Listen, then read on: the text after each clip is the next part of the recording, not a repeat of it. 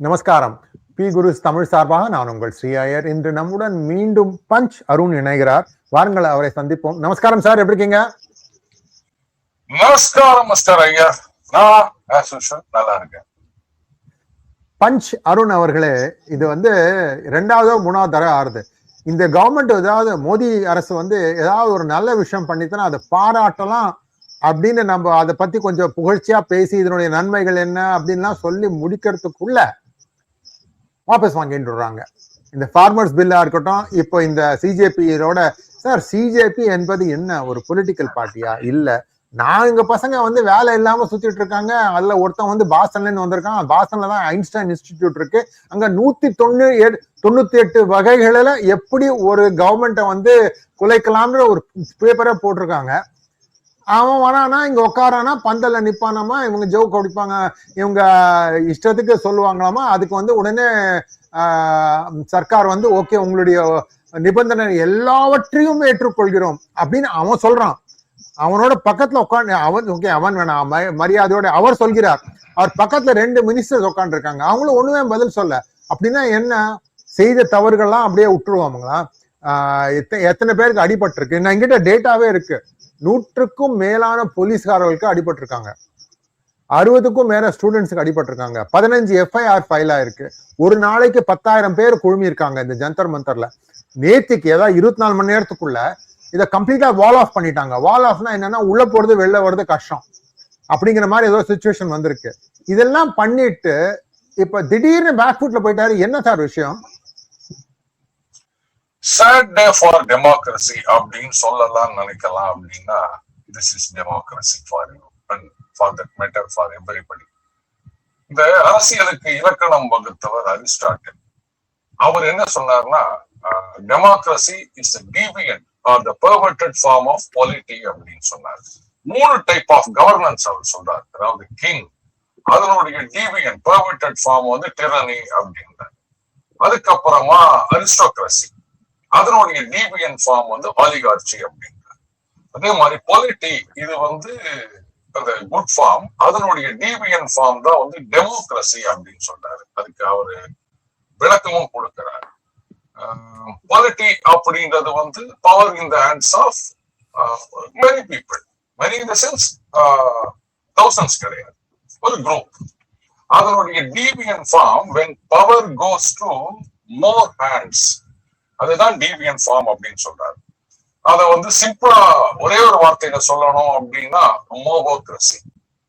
ஒரு 10 பேர் சேர்ந்து உசுப்பேத்தி விட்டு பையில கல்லு, பெப்பர் ஸ்ப்ரே இதெல்லாம் எடுத்துட்டு வந்து holding the country to ransom இது மாதிரி எல்லாம் பண்ணீங்கன்னா யார ஒன்னா ரிசைன் பண்ண வைக்கலாம், என்ன டிமாண்ட ஒன்னா அக்செப்ட் பண்ண வைக்கலாம் அப்படின்றத வந்து இங்க செலிப்ரேட் பண்றதுக்கு ஒரு கும்பல் இருக்கு. எவரி சிஸ்டம் வந்து over period of time degenerate ஆயிட்டே போகும். அதைத்தான் நாம இன்னைக்கு பாக்குறோம். சொசைட்டி ஏற்கனவே டீஜெனரேட் ஆயிடுச்சு. இந்த பாலிடிக்ஸ் கேட்கவே வேண்டாம். இப்போ as you rightly pointed out, அந்த ஃபார்முலாவாகட்டும் இல்ல இந்த விஷயம் ஆகட்டும், government is on back foot. என்ன இது மாதிரிலாம் பண்ணிட்டு இருக்காங்களே, நீங்களாவது வந்து கொஞ்சம் நாகரிகமா பேக் ஃபுட் வித்ரா பண்ணாங்க அப்படின்னு சொல்றீங்க. வேற இன்னைக்கு வந்து இந்த புள்ளி கூட்டணி எல்லாம் பாத்தீங்கன்னா பயந்து விட்டது, மெர்சல் ஆயிட்டானோ, நாங்க வந்து இது பண்ணிட்டோம் அப்படின்னு. அதுலயும் வந்து இன்னொருத்தர் வந்து இது பத்தாது, now we should go for the resignation of home minister அப்படின்னு அப்படிங்க ஆன்டி அப்படின்னு வச்சுக்கோங்களேன். பட் இதுல வந்து சில விஷயங்கள் வெளிப்படையா சொல்ல முடியாது. இந்த டிசிஷன் இன்ஃபேக்ட் இந்த நீட் எக்ஸாம் லீக்கை பொறுத்த வரைக்கும் பிகினிங்ல நான் சொல்லியிருந்தேன், எனக்கு பாட்டுக்கு ஒரு பேப்பரை போட்டு போயிட்டே இருக்க வேண்டியதானே, 6 மாசம் கழிச்சு வந்து வேற போஸ்ட்டுக்கு வந்திருக்கலாம், இதெல்லாம் என்ன புதுசா பாத்தீங்கன்னா நாங்க பண்ணிட்டோம். ஏன்னா இந்த ஜனங்களை பொறுத்த வரைக்கும் ஆப்டிக்ஸ் தான், எமோஷன் தான், வேற ஒண்ணுமே கிடையாது.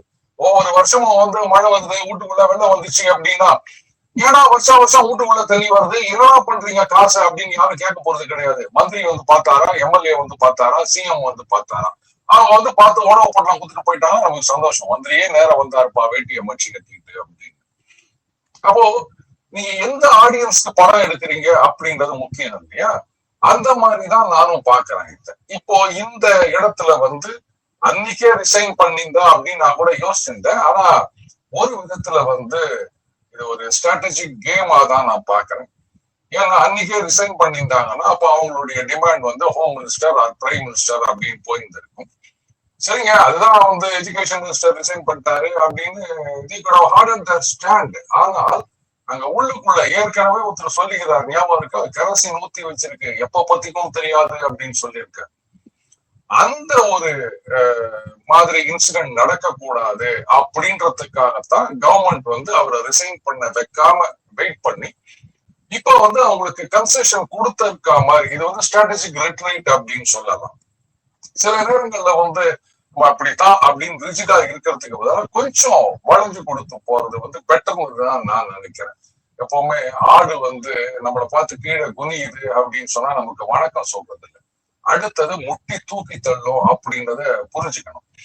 இது வந்து எப்படி பிளே அவுட் ஆகும் அப்படின்றத நீங்க கொஞ்சம் வெயிட் பண்ணி தான் பார்க்கணும்.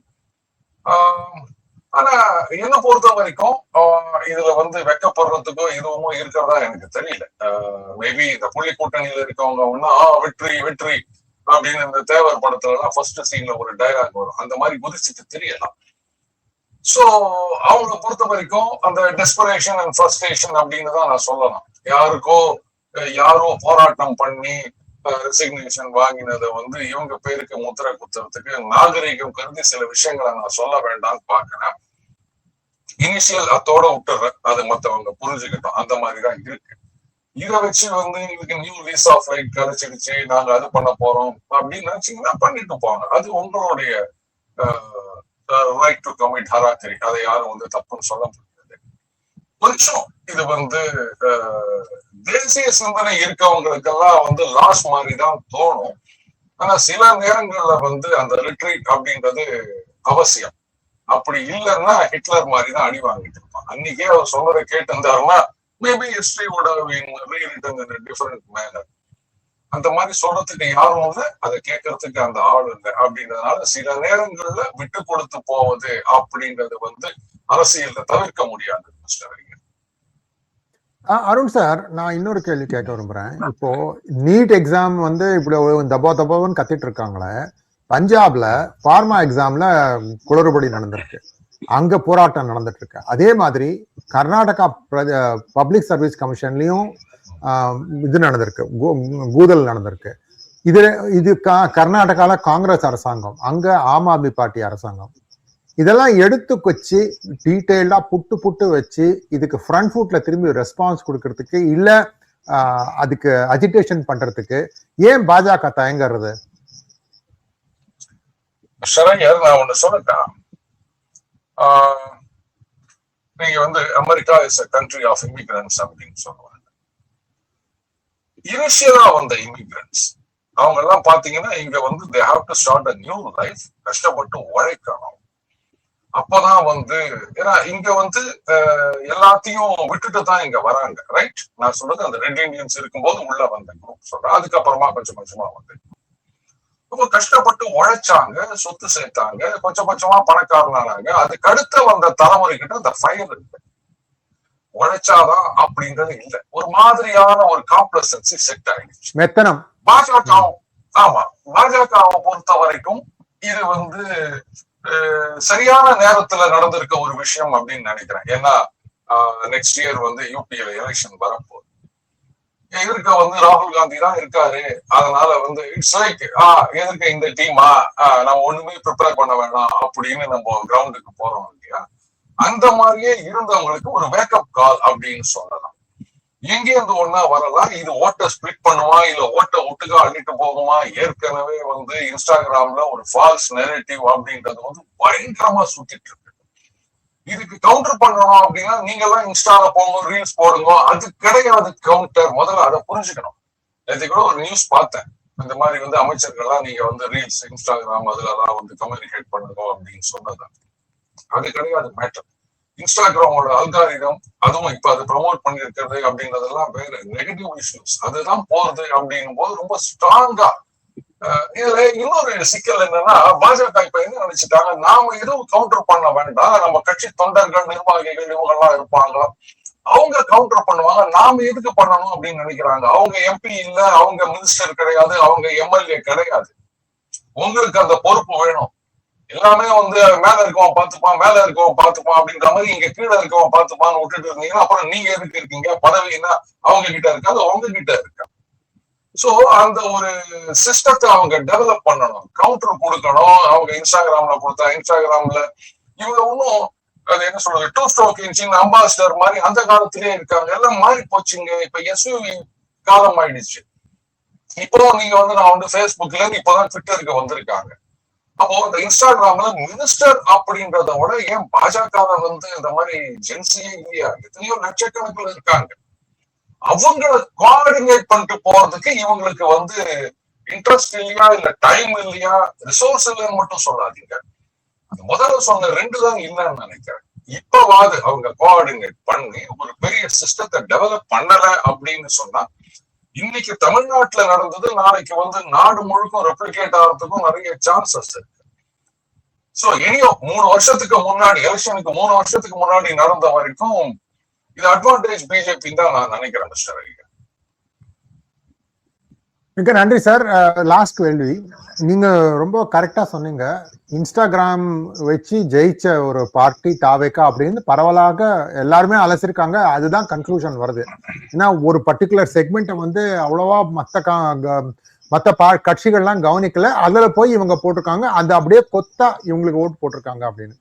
இப்போ அங்க நடந்தது தாவேக்கால நடந்ததுதான் நம்ம சிஜேபியில நடக்கிறத பாக்குறோம். தாவேக்கால நடந்தது மே 5ஆம் தேதி அன்னைக்கே தெரிஞ்சுடுது. மே, ஜூன், ஜூலைல இருக்கும். இப்போ 3 மாசத்துக்கு அப்புறம் தான், அதுவும் பிரதமர் சொல்லணுமா எல்லாரும் இன்ஸ்டாகிராம்ல போய் போடுங்கன்னு?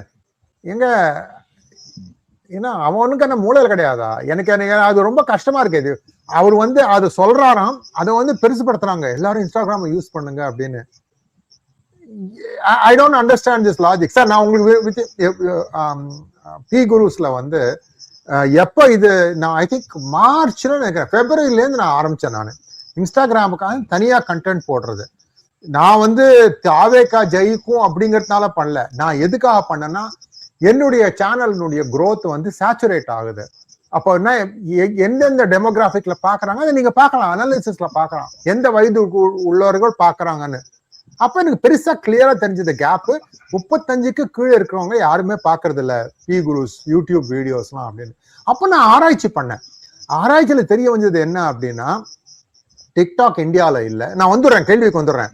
டிக்டாக் இந்தியால இல்ல, இன்ஸ்டாகிராம் தான் ஓடுது அப்படின்னு. அதுல இருந்தா சரி, நமக்கும் இன்ஸ்டாகிராம்லயே நம்ம வந்து ஒரு பிரசன்ஸ் பில்ட் பண்ணணும் அப்படின்னு தான் நான் பண்ணிட்டு வரேன் நான். சரியா? சோ இந்த புரிதல் கூட கிடையாதா பாஜகனுடைய ஐடி விங்குக்கு? சரி, மறுபடியும் இதுதான் சொல்றேன். மினிஸ்டர்கள் வந்து இன்ஸ்டாகிராம்ல ரீல்ஸ் போடுறதுனால எந்த எஃபெக்டும் வரப்போறது கிடையாது. நீங்க இன்ஸ்டாகிராம்ல இருக்கீங்களா இல்லையா அப்படின்றது இஷ்யூ கிடையாது. இன்னொரு முக்கியமான விஷயம், நானும் வந்து டெய்லி பஞ்ச் இன்ஸ்டாகிராம்ல போடுங்க அப்படின்னு நான் போட்டேன். பட் எனக்கு இது வந்து that is not my cup of coffee அப்படின்னு தான் சொல்லணும். கப் ஆஃப் காஃபி புதுசா இருக்க, புதுமொழி நம்பர் 102. யார் யாரோ என்னன்னோ சொல்லும் போது நம்மளும் புதுசா ஒண்ணு சொல்லலாம, don't put word into my mouths அப்படின்ற மாதிரி தான். சரி, அங்க இருக்கிற ஆடியன்ஸ், நான் முதல்லயே சொன்னேன், ஆடியன்ஸ்க்கு ஏத்த மாதிரி கதை பண்ணணும், சினிமா பண்ணணும் அப்படின்னு. அங்க இருக்கிற ஆடியன்ஸ்க்கு வந்து இன்னைக்கு அறிவுபூர்வமான விஷயங்களை பார்க்கறதுக்கு இன்ஸ்டாகிராம் யூஸ் பண்றவங்க அப்படின்றது வந்து ரொம்ப ரொம்ப கம்மி. அண்ட் அகைன், நீங்க வந்து இன்ஸ்டால போயிட்டு ரைட்டு எனக்கு வந்து ஒரு 10,000 வியூஸ் வந்திருக்கு அப்படின்னு சொன்னீங்கன்னா, அப்கோர்ஸ் உங்க சேனலை பத்தி சொல்ல, நான் பொதுவுல சொல்றேன். இப்ப என்னோட சேனல் கூட எடுத்துக்க 1000 வியூஸ் வந்திருக்கு அப்படின்னு சொன்னா, இன்ஸ்டால இருக்க ஒரு 35-40க்கு மேல இருக்கவங்க தான் அதை பாக்குறாங்களே தவிர, இந்த சோ கால் ஜென்சி அவங்க இதை பாக்குறது கிடையாது. அவங்களுக்கு வந்து இந்த மாதிரி விஷயங்கள் எல்லாம் தேவையில்லை. நீங்க ஏதாவது சொன்னீங்கன்னா, நல்ல விஷயங்கள் சொன்னீங்கன்னா, இதெல்லாம் வந்து பூமர்கள் வந்துட்டான் அப்படின்பாங்க. அவங்க எதிர்பார்க்கறது, அவங்க தேடுறது அப்படின்றது வேற. சோ அந்த விஷயத்துல நான் அந்த பக்கம் போல. அகைன், மினிஸ்டர் இன்ஸ்டால ரீல் போட்டா யார் பார்க்க போறாங்க? அவர் வந்து இப்படி கையோ ஆட்டிட்டு நடிக்கிறார் எம்ஜிஆர் அப்படின்றதுக்காக அவரை மாதிரியே ஒருத்தர் பிக்கெல்லாம் வச்சுட்டு கையாட்டி எல்லாம் பாடி நடிச்சுட்டு வந்தாரு, ஒண்ணு இல்லாம போனார். நான் சொன்ன மாதிரி, இப்ப நீங்க சொன்ன மாதிரி அந்த பிஜேபி ஐடி விங்னு ஒண்ணு இருக்கு. அவங்க கட்சியில இருக்காங்க, இளைஞர்கள் எத்தனையோ பேர் இருக்காங்க, ஜென்சி எத்தனையோ பேர் இருக்காங்க. அவங்கள எஃபெக்டிவா யூஸ் பண்ணணும். இன்னைக்கு பார்த்த ஒரு 10 வயசு பையன் செவ்வியா கவுண்டர் கொடுத்திருந்தான் இந்த கரப்பாம்பூச்சிக்கெல்லாம். சோ அந்த மாதிரி ஜெனரேஷனை இவங்க வந்து டெவலப் பண்ணணும். இவங்க என்ன நினைக்கிறாங்க, அதெல்லாம் அப்படியே இருக்கு, ராகுல் காந்தி தானே நாங்க பாத்துக்கலாம், இப்படியே நினைச்சிட்டு இருந்தீங்கன்னா வேலைக்கு ஆகாது மிஸ்டர் ஐயர். இவங்க ஏன் புரிஞ்சுக்க மாட்டேங்கிறாங்கன்னு எனக்கு தெரியல. காரணம் என்னன்னா, there is no alternate அப்படின்றதான் இவங்க ஒண்ணு நினைச்சிட்டு இருக்காங்க. அந்த ஆல்டர்னேட் அப்படின்றது இப்ப எக்ஸிஸ்டிங் சிஸ்டத்துல இருந்து பார்ட்டில இருந்து வரணும்னு அவசியம் கிடையாது.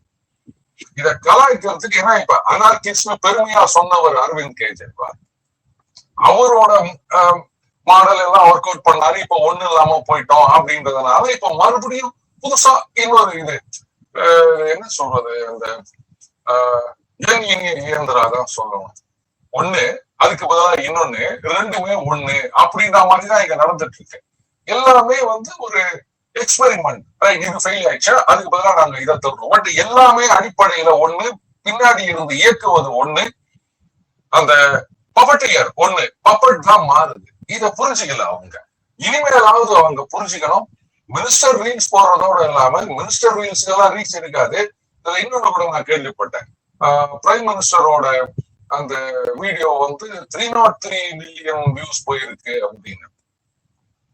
இதுவுமே வந்து மேபி அந்த பிளாட்ஃபார்ம்ஸ் வந்து நாங்க வந்து பயாஸ் இல்லை அப்படின்னு காமிக்கிறதுக்காக கூட இருக்கலாம் அப்படின்றதுதான் என்னுடைய கருத்து. நிஜமாகவே நீங்க அன்பயாஸ்டா அவங்க அல்காரிதம் இருக்கு அப்படின்னு சொன்னா ப்ரொட்டஸ்ட், அதுக்கப்புறம் அவங்களுக்கு அகேன்ஸ்டா இருக்கவங்க ரெண்டுத்தையும் ப்ரமோட் பண்ணிருக்கலாம். அகேன்ஸ்டா இருக்கவங்களுடைய இதை யாரும் ப்ரமோட் பண்ண மாதிரி தெரியல, அந்த அல்காரிதம் அதை கண்டுக்கிற மாதிரி தெரியல. இந்த மாதிரி விஷயங்களதான் பெருசா வந்து அது இது பண்ணிட்டு போயிருக்கு. சோ அந்த அல்காரிதத்தை உடைக்கணும் அப்படின்னா நெகட்டிவ் இஷ்யூஸ் தான் போறது அப்படின்னா உங்காளுங்களை வச்சு நீங்களும் அதே மாதிரி திருப்பி அடிங்க. அவன் பொருள் எடுத்து அவனையே போடுறது அப்படின்னு தமிழ் சினிமால தாதா சொல்வாரு. அந்த மாதிரி பண்ணாலுடைய இவங்களுக்கு வந்து இமோஷனுமே கிடையாது. ஐயோ மறுபடியும் இந்த புள்ளி கூட்டணியோ இல்ல கரப்பாம்பூச்சியோ இல்ல வந்து அந்த தொடப்பக்கட்டையோ வந்துடக்கூடாது அப்படின்னு நமக்கு இருக்கின்ற அந்த பயம், கவலை, ஆதங்கம் வந்து பாஜக மேல இருக்கவங்களுக்கு இருக்கா மாதிரி எனக்கு தெரியல மிஸ்டர் ஐயர். அந்த சரி விடுங்க, எல்லாம் நல்லது நடக்கும் அப்படின்னு நம்புவோம். Work in progress. அவ்வளவுதான். சோ ராகுல் காந்தி எனும் மண் குதிரையை நம்பி ஆற்றை கடக்க கூடாது அப்படின்னு நீங்க சொல்றீங்க. கேட்பவர்கள் கேட்பார்கள், கேட்கலன்னா பிரச்சனை அவங்களுக்கு தான். அதோட இதோட நம்ம விட்டுக்கலாம். மிக்க மிக்க நன்றி சார். ஒரு ரொம்ப சிந்திக்க வேண்டிய ஒரு விஷயம் இன்னைக்கு சொல்லிருக்காரு பஞ்ச் அருண் அவர்கள். இத நிறைய பேர் நம்ம சிந்திக்கணும். மேலும் நம்மளுடைய அடுத்த தலைமுறை ஜென்சி அவங்க எது மாதிரி கான்டென்ட்டை பாக்குறாங்க, அவங்கள எப்படி அவங்களுடைய எதிர்காலத்துக்கு உபயோகமான கான்டென்ட் எது பார்க்கணும் அப்படிங்கிற ஒரு வழிகாட்டியா இருப்பது ஒவ்வொரு தகப்பனுக்கும் அம்மாவுக்கும் அப்பாவுக்கும் இது ஒரு கடமை. இதை நீங்க பண்ணணும். ஏன்னா இல்லைன்னா வந்து ரொம்ப ஈஸியா இன்ஃப்ளூயன்ஸ் ஆயிடுறாங்க. அதுதான் என்னுடைய கவலை. மிக்க நன்றி சார். நமஸ்காரம். ஓகே, பிஃபோர் கன்க்ளூடிங் ஒரே ஒரு விஷயம் மட்டும் ஆட் பண்ணலாம் அப்படின்னு நான் நினைக்கிறேன். சொல்லுங்க சார். இந்த இன்ஸ்டா இதுலதான் உலகம் இருக்கு பாருங்க, மொபைல்லயே நான் எல்லாம் கத்துப்பேன் அப்படின்னு நினைக்கிறாங்க. இன்னைக்கு மேல வந்திருக்கவங்க, நீட்ல பாஸ் பண்ணவங்க, ஐஐடில ஜாயின் பண்ணவங்க, இல்ல வந்து அங்கேயிருந்து முடிச்சுட்டு ஆன்சைட் போனவங்க, இவங்கள எத்தனை பேர் வந்து இன்ஸ்டால இன்ஃபுளுன்சர் இருக்காங்க அப்படின்னு சொல்லிட்டு கணக்கு போட்டீங்கன்னா 1% இருந்தாலே அதிகம். சோ அப்ப நீங்க இன்ஸ்டாலேயே கான்சென்ட்ரேட் பண்ணிருந்தீங்கன்னா சக்சஸ் வில் எலூட் யூ. அதை வந்து நம்ம பசங்களுக்கு நாம சொல்லி கொடுக்கணும். அப்படி இல்லை அப்படின்னா அவங்க தான் சஃபர் பண்ண போறாங்க. எனியோ, nice talking to you mister Iyer. Thank you. மிக்க நன்றி. நமஸ்காரம்.